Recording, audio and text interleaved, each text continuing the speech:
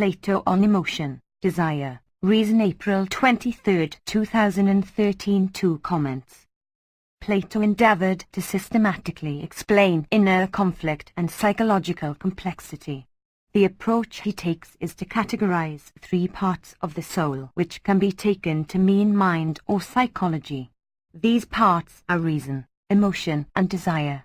He is able to argue firstly for the existence of a complex set of relations between various aspects of human psychology through the proposition that one thing cannot simultaneously either act or be acted on in opposite ways, in the same respect and in the same context. He goes on to illustrate that whilst a man can be thirsty, he can also prevent himself from drinking, thus concluding that there are 2 parts that act in opposite ways within the mind. These parts are reason and desire, correlating to rationality and irrationality respectively. Passion is next identified as a 3rd part that may be interchangeable with either of the other 2. The contrast between reason and desire is more readily observable than that of emotion and each of the others. Reason and desire are the cause of duality in man. Reason correlates with virtue and morality, considered choices, discipline, self-control, and charity, whereas desire correlates with immorality, immediate gratification of the senses, vulgarity, and lack of forethought. Desire is the instinctual and irrational side of the human character. Reason is concerned with the overall good of the person as a whole. Note, not all reasoning has to be good reasoning. Emotion and reason have a relationship whereby emotion is subordinate to reason and operates as a function of rationality.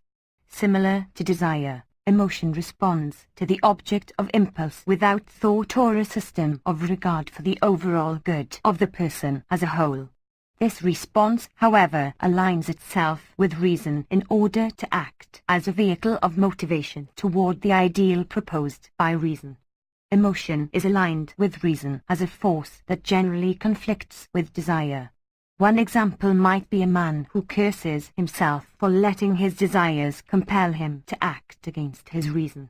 Another might be the experience of feeling wronged by another, in which an emotion such as anger is aligned with one's reasoning as to what is right.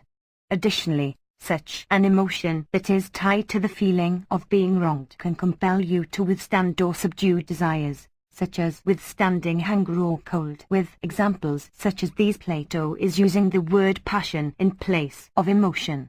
Emotion therefore acts on behalf of reason in opposition to desire, even if it does not understand the ideal that this particular instance of reasoning aspires to. Plato also proposes a metaphorical and theoretical model of the mind in which reason, desire, and emotion are represented by the image of a man, a many-headed mythological beast, and a lion respectively.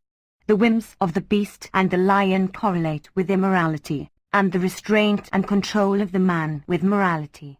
Plato is arguing that your person is made up of all 3 elements, though in order to reach an ideal state of being, reason must subdue first emotion, in order that emotion be employed to subdue desire.